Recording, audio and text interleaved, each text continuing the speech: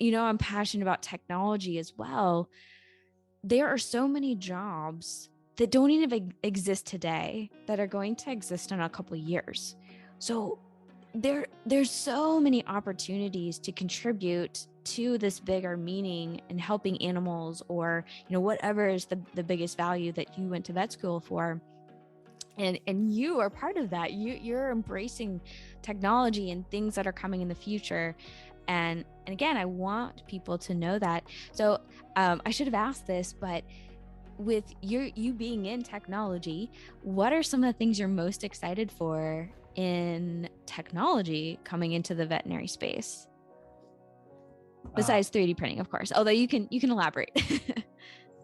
I just think the trend towards like patient specific and or like personalized medicine is going to be huge. I mean, as like imaging gets better and imaging becomes data, and gathering all the different data points to be able to predict diseases or treat preemptively. Genetics is another thing. As genetic data gets better, some of these huge companies like Embark, right? They have massive genetic data. So pairing that with imaging, diagnostic tools, and all that kind of stuff, bring that data together to help predict and help treat, I think is going to be one of the biggest things in just personalized or individualized medicine. I love that too. It excites me in the human side as well.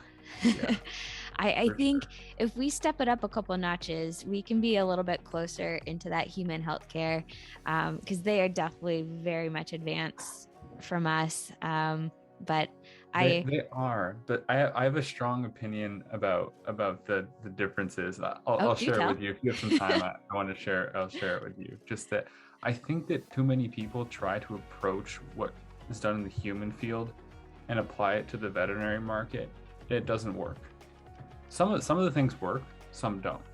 And I think we have to embrace some of those differences and find unique solutions on the vet side, because it's shown with things like the TPLO that you can create an implant that is very affordable as well as very, you can make a lot of money off it. There are massive opportunities. I look at like cleft palates on the human side. You put a retainer on if you have a cleft palate, and basically it blocks anything from going up. Well, you can't put a retainer on a puppy because it's constantly growing, but nobody's really thought about a solution. So, puppies with cleft palates just have essentially a feeding tube for weeks until they're old enough to have a full surgery. So these different problems in the veterinary field, if we approach them from the source instead of trying to find some of the human solutions and applying them, I think that's where a lot of the value, a lot of the technology should be going. So that's kind of my thought on the gap.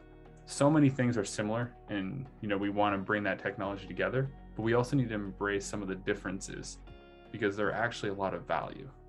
Yeah. No, I think it's good to learn from the human side, but also to fully understand the uniqueness of Exactly. pets, or any animal for that matter.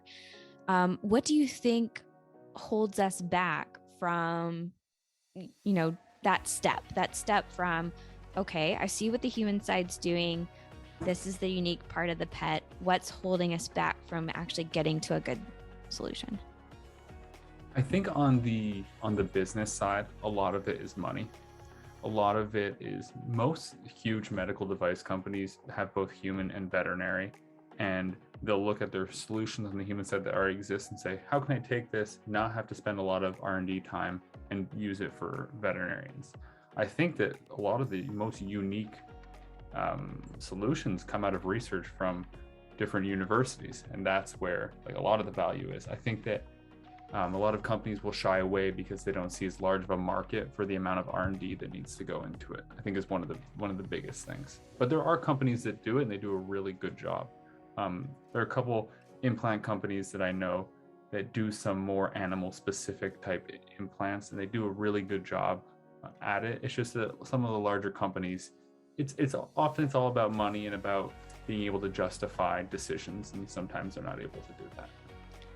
Yeah, you make a good point that there are a lot more resources that are or are happy to give money to a human solution than to a veterinary solution, which is what you saw. That's kind of the start of your business. So for you as a company, let's think more like a business. Are there things that you're nervous of that could hold you back from being profitable?